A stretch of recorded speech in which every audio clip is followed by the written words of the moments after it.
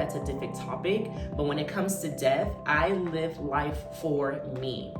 I want the best for myself so that the process of dying is a little bit easier to get through, because I know the legacy and I know the lives that I change in the process. Also in death, I'm gonna see my grandmother again. I'm gonna see my uncle again. I'm gonna see my aunt again. Hell, I might even see Kobe.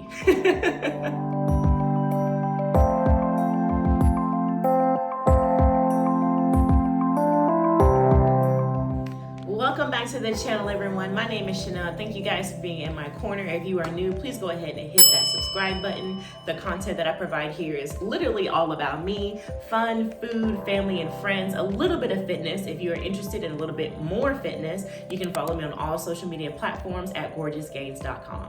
As you can tell by the title, I will be talking about something that's been hovering me over for about, since I was 16 years old. 16 years old is the first time that I experienced death within the family, death, someone close to home, and just like death, period. I was used to animals passing away. I didn't have a connection to them that much because when I was younger, I wasn't allowed to have like mammal pets, just like fish and birds.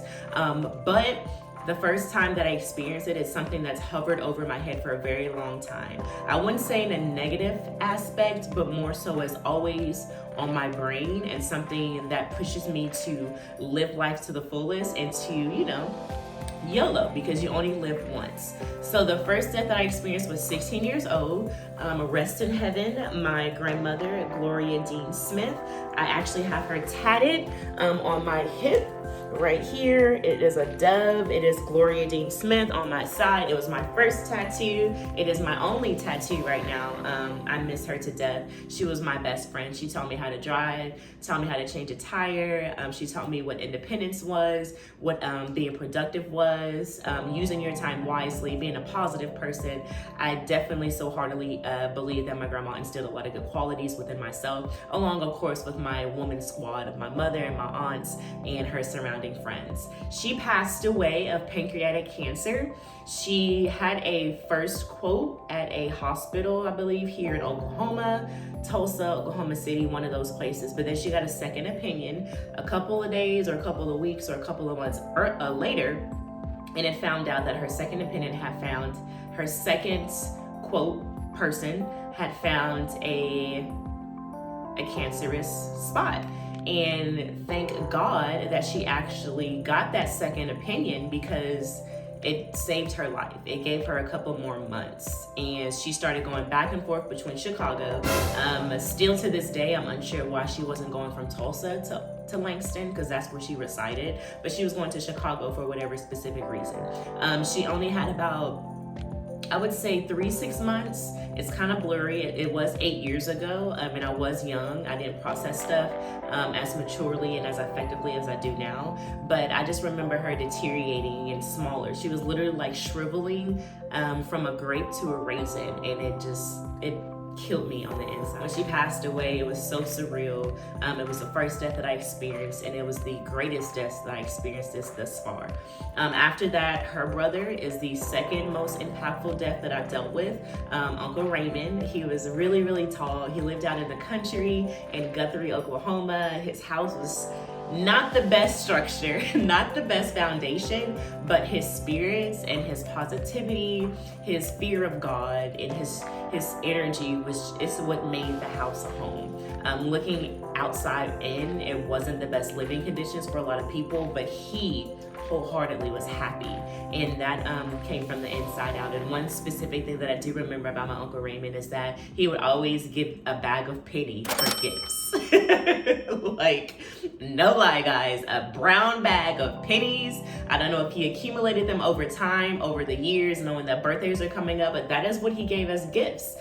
He was a very hardworking man. I don't know specifically what he did, but he lived in the walks of God, and I miss him as well. The next death that I had to deal with, is this in the order of impactful, is if you've seen previous videos, growing up without a father, my father passed away in a drug coma. He was addicted to, I don't know if it was a various amount of drugs or just a specific drug, but he hit his one in his last hit from whatever drug that he chose, and it was his last one, and it brought him into a coma. He was not in the process of getting his life together, and I only met him on 2 occasions, but his death followed my grandmother's about 2 weeks apart. I remember seeing him in the hospital. He had tubes coming all out of his mouth. He had his eyes closed, the tape, because they said they would flicker up and down, just involuntary movements, dreaming, thinking, because his brain was still there, but his body needed help functioning. And my grandmother, his mother, was not able to sustain. He didn't have health insurance, didn't have life insurance that much, so we were forced to pull the plug. That was the 3rd impactful death that I've had to deal with. The 4th one is my Auntie Donna. She passed away a couple of years ago. It was probably one of the most dramatic situations, just because I was in my workplace. I actually worked at Lifetime during the time of her death. I got a phone call from my cousin, and it was like one of the worst phone calls ever, on top of my grandmother's. I was very close. She was probably the closest aunt that I was with. She called me Nellie. There's only 4 people that actually called me that. My grandmother, my Auntie Donna, my friend April in Texas, and then my my friend Dira. There's only certain people who get that vibe to call me Nellie. So I don't force it on people. I don't tell people that's my nickname. If that comes out their mouth, then that's generally what they call me. So only 4 people that really know me call me Nellie. Don't start calling me Nellie, guys. It's not gonna come out as authentic, but continue to call me Chanel. But those are the 4 people that do it. Hearing that death, I remember to this day, I was at work, and my cousin, she kept texting me, call me. She kept calling me, and I had to keep declining because I was in the middle of training a client. So I was like, you know what? It's very important. No one calls back to back if it's not important, knowing whatever situation you may be in. So I called her back. I went into the mother's room, which is a breastfeeding room for mothers who need to feed their child or breast pump. I went into that room and I locked the door, and I called her back. And she called me just in the most devastating voice, huffing and puffing, crying in silence and in disbelief that, there was no way to creep around it. She just said, my mom is dead. And I'm shook, I'm shocked. I don't know what to say. Like, I'm at work, you called, I thought it was something in regards to you, like a daycare or your children or something like that. And I just started bawling and crying. We both were on the phone just crying to each other. And after we cried for about the longest minute in my entire life, I asked her, where are you at? Send me, drop your pin. I'm on my way right now. I literally, I didn't handle anything. I had a good boss at Lifetime. I told him the situation as my tears were falling down my cheeks and I could barely get my words out. My voice changes when I'm very, very in tune with my feelings. It gets a little bit tightened. And so I sound like I guess like a man. I don't know. My voice gets a lot deeper. I told him the situation. He stopped me. He saw the way that I was feeling. He saw my emotions. He said, take care of whatever you need to do. Whatever you have planned for the rest of the day, we will take care of your part. I didn't reach out to any clients. He took care of that for me. I didn't have to reschedule my classes. He took care of it for me. He took care of that for me. So all I had to do was gather my things. I didn't even clock out. He clocked me out. And I left.